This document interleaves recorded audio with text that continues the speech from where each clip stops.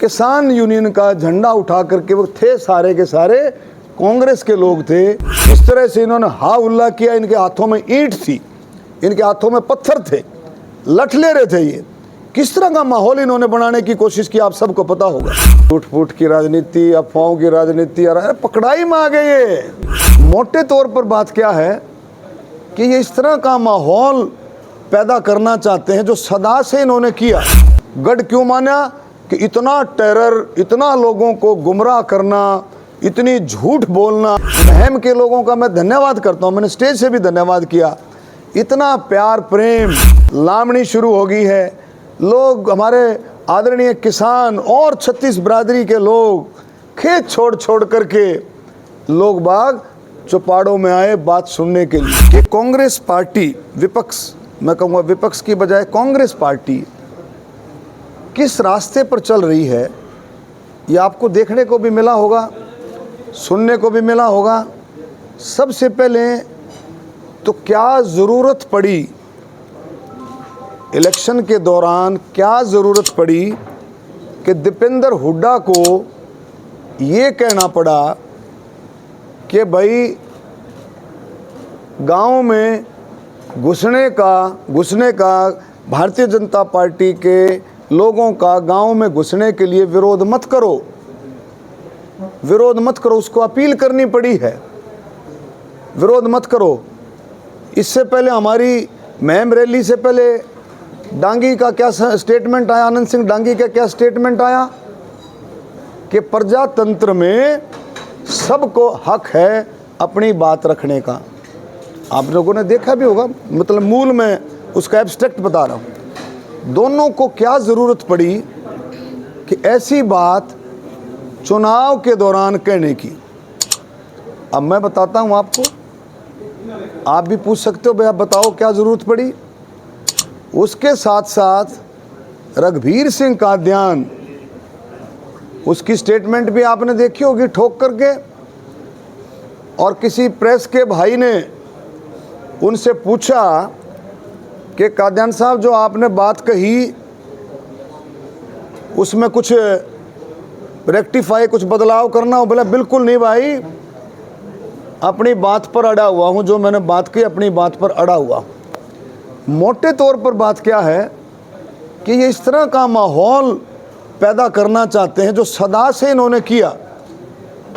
ये तो अब पकड़ाई में आए हैं, ये अब पकड़ाई में आए हैं। किस तरह से इलेक्शन लड़ते थे, किस तरह से लोगों को गुमराह करते थे, गुंडागर्दी करते थे, एक भय का वातावरण बना करके इलेक्शन लड़ते थे।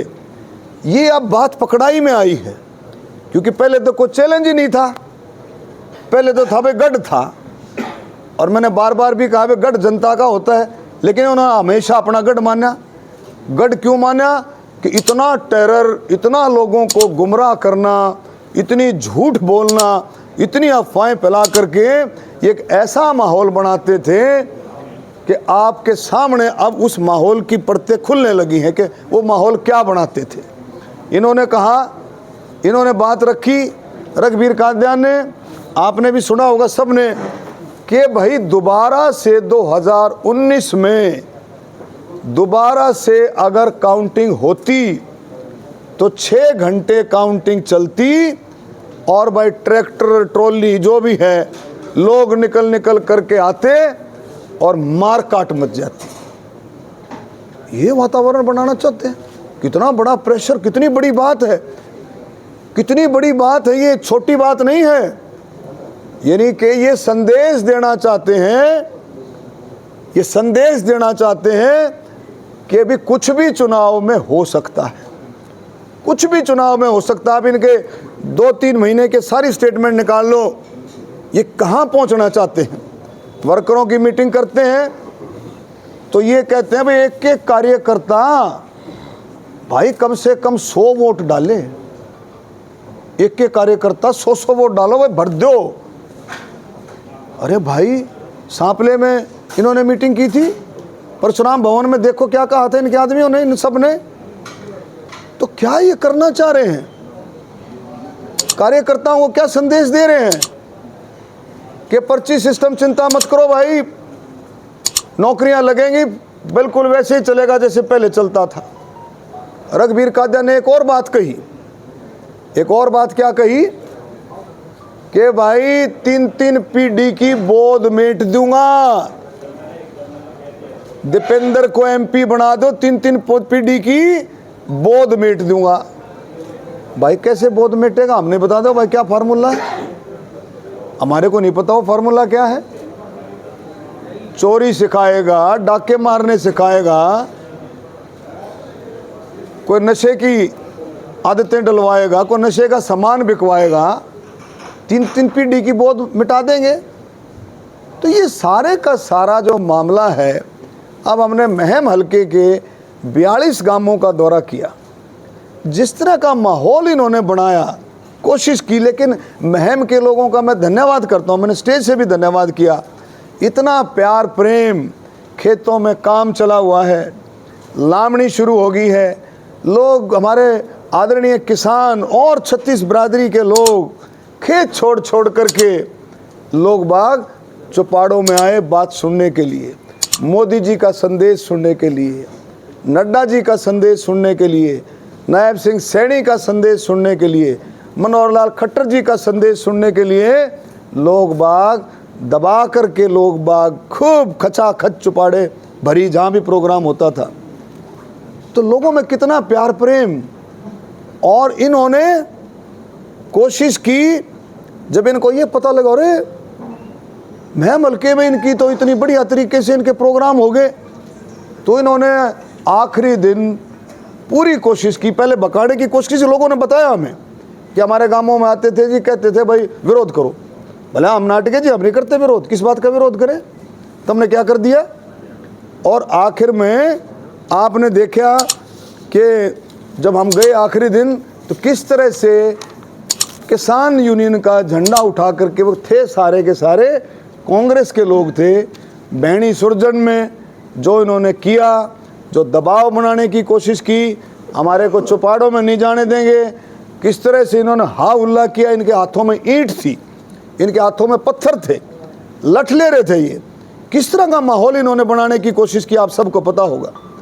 और क्या एक चाहते हैं कि हम जाकर के अपनी बात भी ना रखें। अभी भी गांवों में घूम रहे हैं, कई लोगों ने हमारे को बताया कि इन्होंने गांवों में घूम घूम करके कह रहे हैं कि भाई इनका विरोध करो, इनको घुसने मत दो, एक ऐसा माहौल बनाओ, एक डर पैदा कर दो, एक ऐसा डर पैदा कर दो कि लोगों के अंदर आप देखेंगे रोहतक लोकसभा की जनता के अंदर एक खौफ पैदा हो जाए। ये करना चाहते हैं, इस तरह की बात ये करना चाहते हैं। तो मैं आपको यही कहना चाहता हूँ कि ये अब चलने वाला नहीं है। ये मोदी जी की सरकार है, ये नायब सैनी जी की सरकार है, ये चलने वाला नहीं है, गुंडागर्दी चलने वाली नहीं है। आपने देखा भी होगा कि पीछे रोहतक में रेलवे रोड पर गुंडागर्दी करने की कोशिश करी, आपको पता है, सारे प्रेस वालों को पता है कहाँ से गुंडे आए, कहाँ से क्या आए, सरेआम भरी मार्केट में गुंडागर्दी की कोशिश करी। लेकिन ये नायब सैनी की सरकार है, मोदी जी की सरकार है, 1 मिनट में ऐसा रगड़ा लगाया कि शायद झाकेंगे भी नहीं इधर की तरफ होकर के। इनको आदत है इनकी कब्जे करने की, कब्जेदारी ही है, कब्जा करने की, इधर उधर की झूठे कागज बनाने की आदत है। क्योंकि नेताओं की भी आदत है, इनके जो लीडर हैं उनकी भी आदत है, झूठे कागज, झूठी चीज़ें। हमारा एमपी डेवलपमेंट स्कीम में किस तरह का झूठ बोला इन्होंने, किस तरह की झूठ बोली। अरे 4 बार का सांसद है, 3 बार लोकसभा का, उसको ये पता नहीं कि नोडल ऑफिसर कौन होता है, नोडल एजेंसी कौन है, कहाँ से रिकॉर्ड मिलेगा, ये पता नहीं, सबको पता होता है। लेकिन जान करके उसकी फोटोकॉपियाँ छपवा करके लोगों में बांटी। क्यों? झूठ, अफवाह, यही चीज़ें इनकी, हमेशा ये चीज़ें रही। अब पकड़ाई में आ गई है, लोग भी कहते हैं कि पकड़ाई में आ गए जी, ये तो ये काम करते थे, माहौल ऐसा बनाते थे, इनको पच ही नहीं सकता, इनको पच नहीं सकता, इनको हार ये 5 साल इनको पची नहीं। कहाँ पची? आप देखो, वो दलित नेत्री का हक खोस लिया, उस दलित नेत्री का हक खोस करके राज्यसभा में जाकर बैठ गए। लोगों ने मैंडेट दिया था, उसका सम्मान होना चाहिए था, उठा करके वहाँ जा करके बैठ गए। तो बहुत सारी चीज़ें हैं। मैं यही कहना चाहता हूँ भाई, ये इस तरह का जो माहौल बनाना चाहते हैं, आज लोकसभा की जनता पूरी जागरूक है, पूरी जागरूक है, प्रशासन जागरूक है, इलेक्शन कमीशन जागरूक है। मैं एक और बात कहना चाहता हूँ प्रेस के माध्यम से कि वो बातें भूल जाएं जो पीछे करते थे। इलेक्शन कमीशन मजबूती के साथ, ईमानदारी के साथ खूब ठोक करके, इलेक्शन कमीशन जागरूक है ठोक करके, और ऐसे इंतजाम इलेक्शन कमीशन करेगा। हमें पूरा विश्वास है कि किसी बदमाश गुंडे को जो ये अराजकता फैलाते हैं, गुंडागर्दी करते हैं, उसको नज़दीक फड़कने भी नहीं दिया जाएगा। बहुत शांतिपूर्वक इलेक्शन होगा, ये जितनी मर्जी कोशिश कर लें। अशोक तंवर के साथ आपने देखा, एक दलित नेता के साथ जब इन फेक है, नहीं वो न्यूज़ नहीं, उसको नहीं वो न्यूज़ फेक है। एक मिनट, वो पहले की किसान आंदोलन की न्यूज़ है, आई नो अबाउट दिस। लेकिन उसका भी विरोध जब गांवों में जा रहा है तो उसका भी विरोध हो रहा है। उसका विरोध कौन करे? यही लोग, कांग्रेस के लोग। विरोध हो रहा है, लेकिन वहाँ पर किसान यूनियन के झंडे दिए गए। आप कह रहे हो कि कांग्रेस भी इसका विरोध कर रही है। देखो सुनो, किसानों की आड़ ले रही है। एक बार का नाम वगैरह पता चला गया?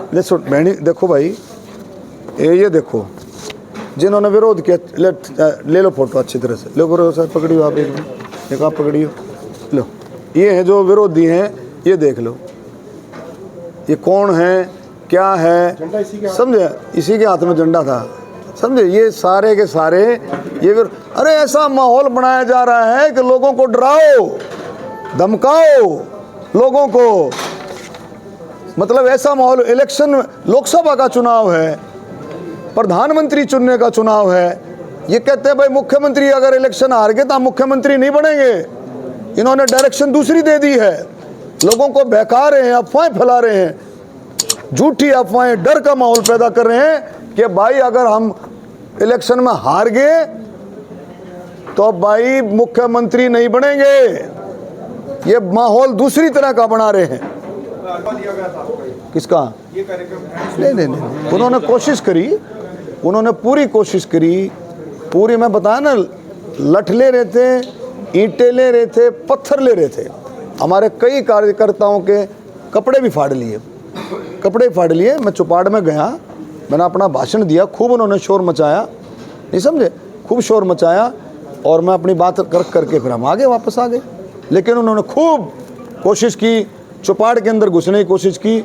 लेकिन हमारे भी गांव में हमारे भी लोग थे, हमारे गांव के लोग थे, हमारे महम हल्के के लोग थे, पिछले गांवों से लोग चल रहे थे, उनको खबर आ गई थी भी इस तरह का काम ये कर सकते हैं, तो लोगों ने रोका उनको और मुझे फिर गाड़ी में बैठाया। सुनो, सारे के सारे टोटली आप एक वीडियो देख लो, टोटली कांग्रेस के लोग हैं। पहले से जाकर के प्लानिंग कर रखी है इन्होंने, पहले से प्लानिंग कर रखी है। अरे कोसली जैसा इलाका, शहीदों का, देशभक्तों का, स्वतंत्रता सेनानियों का, बहादुरों का इलाका, वो देशभक्तों का इलाका है, उसको टस से मस कोई भी नहीं कर सकता। वो मोदी के भक्त हैं, वो देशभक्त हैं। एक एक गांव में 3-3, 4-4, 5-5 शहीद हुए हैं। देशभक्ति की भावना उनके अंदर कूट करके भरी हुई है। ऐसे भ्रष्ट लोगों को, ऐसे झूठे लोगों को, ऐसे परिवारवाद के लोगों को कोसली हल्का कभी भी अपनी जमीन में टिकने नहीं देगा, कभी पंजे भी नहीं टेकने देगा, ये मैं गारंटी से कहता हूँ।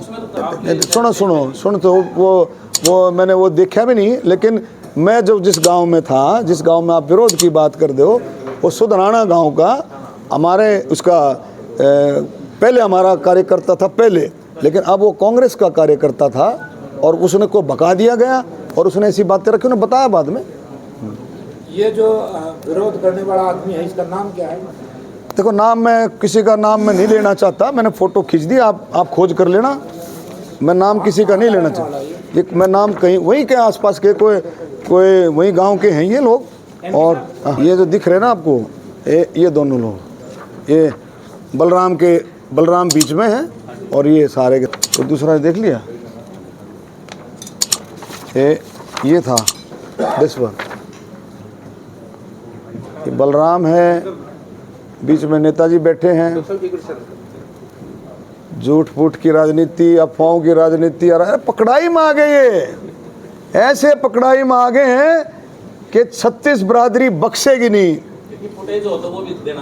किसकी दे देंगे भाई फुटेज? तो इनके खिलाफ हम ये नहीं करते, हम फुटेज फाटेज में विश्वास से नहीं करते, ये रखते हैं फुटेज। ये तो कोई एक आदमी खड़ा हो जाएगा ना कि डॉक्टर साहब आए नहीं, एकदम लेकर के फौरन उसको डालते हैं, फौरन वायरल करते हैं। ये काम हो रहा है ना। मैं तो नहीं रखता, मैं तो इसमें सोशल मीडिया और इसमें मैं कमज़ोर हूँ। लेकिन अब मोदी जी के नेतृत्व में हम सारे के सारे इस चीज़ में आगे हैं। इनके खिलाफ शिकायत भी दर्ज करवाई है क्या? ये पार्टी लेवल पर कोई बातचीत हो रही है शिकायत इसकी, जो रघुवीर कादियान वाली जो स्टेटमेंट है, बड़ी डैमेजिंग स्टेटमेंट है। ये पूरे हरियाणा को हिलाने वाली स्टेटमेंट है, पूरे हरियाणा को, मतलब इनका माहौल ये क्या करना चाहते हैं। आप देखो ना, मारकाट हो जाएगी। वो तो संदर्भ दूसरा था ना, वो बता रहे भाई मारकाट हो जाएगी। अरे भाई मारकाट हो जाएगी, इसका मतलब ये भाई पिछली बार मार गया, मार अब की बार भाई कति मारकाट कर देंगे, कति काट लेंगे सब कहने। अच्छा इनको एक मिनट, क्या इनका इन बातों से पेट नहीं भरा भाई? इन बातों से इनका पेट नहीं भरा है, इनको शांति नहीं हुई है। अरे किसान आंदोलन में आपने देखा, आरक्षण उसमें कितना इन्होंने गदर मचाया। और तब जो देखो, अब जा रहे हैं किसी की दुकान पे बैठ जाएंगे, कहीं पकोड़े खा लिए, कितने चाय पी ली किसी दुकान पे। ये दिखे भाई 19 साल के काम कितने दिखे, लोग ही कहते हैं, लोग कहते। कोसली वाले बोले, डॉक्टर साहब एक बुजुर्ग ने कहा मेरे को, बोला डॉक्टर साहब एक एक डेट, एक एक तारीख बता सकता हूँ ये कब कब आए। ये अब जो है ये अब ये इस इलेक्शन में 2024 के इलेक्शन में इनके पाँव पाट रहे हैं, ये 2-3-4 बार आ ली है अभी। बाकी इतने 19 साल में, 19 वर्ष में, 19 साल में मुश्किल से ये 9-10 दफ़ा आए होंगे। और बुजुर्ग ने कहा, बोला डॉक्टर साहब इतनी दफ़ा तो आप रेलवे स्टेशन पा लिए कोसली के। बुजुर्ग ने कहा, उसकी स्टेटमेंट कहोगे तो रिकॉर्ड करके भिजवा दूँगा, आप पूछ लेना, उसका इंटरव्यू ले लेना। मैंने आरक्षण बोले, आरक्षण में जा टर्के मैंने आरक्षण की बात करी। आरक्षण के ऊपर इन्होंने जिस तरह से, आरक्षण के ऊपर जिस तरह से इन्होंने रोहतक में, झज्जर में जो इस तरह गदर मचाया, मैं उसकी बात कर रहा हूँ। और वो दूसरी चीज़ है, अब ये झांकने लगे हैं, कोविड में कहीं दिखे हों, कोविड में कहीं नज़र नहीं आए। एक मिनट, कोरोना में कहीं नज़र, कोरोना में सिर्फ अगर कोई नज़र आया तो भारतीय जनता पार्टी, उसका कार्यकर्ता और हमारे समाज सेवक, हमारी संस्थाएं, रोहतक की, झज्जर की बात, हर एक इलाके की बात है, सब जगह की।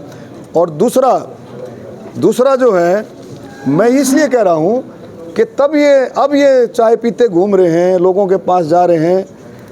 मैं इसलिए कह रहा हूँ कि जब नज़र नहीं आए, आरक्षण में तो नज़र आए, आरक्षण वाली बात में जो आंदोलन है, जो आगजनी हो रही, तब तो नज़र आए। तब क्या नज़र आए? तब तो आप घूम रहे थे, साथ में इनके आदमी थे, ओ इसको नहीं भाई, इसको यानी फूकनी या फूकनी है या नहीं फूक, जब तो साथ घूम रहे थे। लेकिन कोरोना में नज़र नहीं आए। कोरोना में नज़र आते, देखते, लोगों की सेवा करते तो पता लगता। देखो कोरोना बोल रहे सांसद तो ठोक करके सारा रिकॉर्ड दे सकता हूँ कोरोना में कितना, मतलब मेट्रो में बैठ कर के आया हूँ भाई। वो भी कर रहे हैं, तो मैं कह रहा हूँ धरती पे इतने झूठे पैदा नहीं हुए। और बताओ, इतने झूठे, इतनी अफवाह को पैदा नहीं हुआ। अरे मेरा जो एमपी डेवलपमेंट है, कोई मतलब मैं इससे ज़्यादा बड़ी बात नहीं हो सकती। ये पकड़ाई में आ गई उसमें। मेरे एमपी डेवलपमेंट को जो सबको एक समान पैसा मिला, लगभग 17 करोड़ के करीब, और उस पर इन्होंने ऑब्जेक्शन लगा करके। मैं भगवतीपुर गांव में गया, वहाँ एक बुज़ुर्ग बोला डॉक्टर साहब कुछ ग्रांट के बारे में बात करी। मैं कहता हूँ थोड़ी भिजवा दो थी। बोला वो दलितों वाली तो आ गई, दलितों वाली ग्रांट आ गई। और हमारी एक और थी, हमारी चौपाट थी, एक और चौपाट थी, वो भी दलितों की थी, वो 2 चौपाटें थी उसमें। बोला हमारी चौपाट वाली नहीं है। बोला ये ग्रांट वाला एक कागज ले रहा हो, मैं ये कड़े दिल लिया। बोला कांग्रेस वाले आकर के बांटने लग रहे थे, मेरे घर देख गए। देखो कितना प्लान्ड था ये, कितना प्लान्ड था, आपने बातचीत करके उस खबर को छपाया, उसकी फोटोकॉपी करी, कितनी गलत खबर थी वो। उसका इससे पूछो, इससे कभी पकड़ करके भाई ये तूने ऐसी खबर कैसे छापी, अपने ट्विटर पर डाली उसने, अपनी फेस पेज पर डाली उसने, अपनी फेस पेज उसकी पुख्ता करी उसने। अब ऐसी बातें कर रहा है, बताओ कितने झूठ बोल रहा है, कितनी है। तो कितनी बड़ी बात है ये कि एक एमपी डेवलपमेंट की एक सांसद की सांसद निधि, उसको पता है उसकी नोडल एजेंसी डीसी रोहतक है, एडीसी डीसी सीओ, उससे ले सकता था वो, लेकिन जान करके उसने कर कुरा करके कहीं से इधर उधर करके, जो कोविड से पहले की कोविड के बाद की कोई रिपोर्ट इधर उधर से पता नहीं कहाँ से निकाली, अपने आप बनाई है, हमने देखी नहीं कहीं पर, इसे करके निकाल दी, छाप दी। खतरे की जहाँ तक बात है, वो तो पूरी लोकसभा में, पूरी रोहतक लोकसभा में, पूरे हरियाणा में एक ऐसा माहौल पैदा करना चाहते हैं, एक ऐसी अराजकता का माहौल, भय का माहौल पैदा करना चाहते हैं कि आपके सामने है, जो देखो ये क्या करना चाहते हैं। देखो मैं फिर कह रहा हूँ, जनता के सामने कोई ताकतवर नहीं है, जनता के सामने कोई ताकतवर नहीं है। ये कोशिश करे, मेरी बात ध्यान से सुनो, ये माहौल बनाने की कोशिश कर रहे हैं। पहले भी इन्होंने जितने चुनाव लड़े सब में इन्होंने गुंडा गर्दी, झूठ, फ्रेब, बूथ कैप्चरिंग और जो है बोगस वोट डालना, सारे यही काम ये करते आए, टोटली ये काम करते आए। इलेक्शन शुरू भी नहीं हुआ करता था, इलेक्शन शुरू भी नहीं हुआ करता था, 100% की गारंटी हुआ करती थी भाई जीत। क्यों? इनको पता है कि भाई ऐसे काम करने हैं, लेकिन अब पकड़ाई में आ गए, लोगों ने पकड़ लिए। तो जनता के सामने कोई भी गुंडागर्दी नहीं, लेकिन ये कोशिश कर रहे हैं, ऐसा माहौल बनाने की पूरी कोशिश कर रहे हैं। लेकिन रोहतक लोकसभा की जनता मोदी जी के नेतृत्व में, सैनी साहब के नेतृत्व में, वो डरने वाली नहीं है। उसको पता है कि वोट की क्या ताकत है, वोट की ताकत को उन्हें 2019 में समझ लिया। और हम तो कभी घमंड किया नहीं हमने ज़िंदगी में, ये अपना कूदते रहते होंगे, लेकिन 2019 में समझा। और अब 2024 में भी रोहतक लोकसभा की जनता को खूब अच्छे तरीके से समझ है कि उसको क्या करना है। देखो ये तो आप सबको पता है, वो उसकी अपनी राय है और मेरी राय ये है, वो अपनी विधानसभा की अपनी राय होगी, उनको विधानसभा से चुनाव लड़ा था, विधानसभा की राय कुछ और हो सकती है, लेकिन मैं लोकसभा की बात कर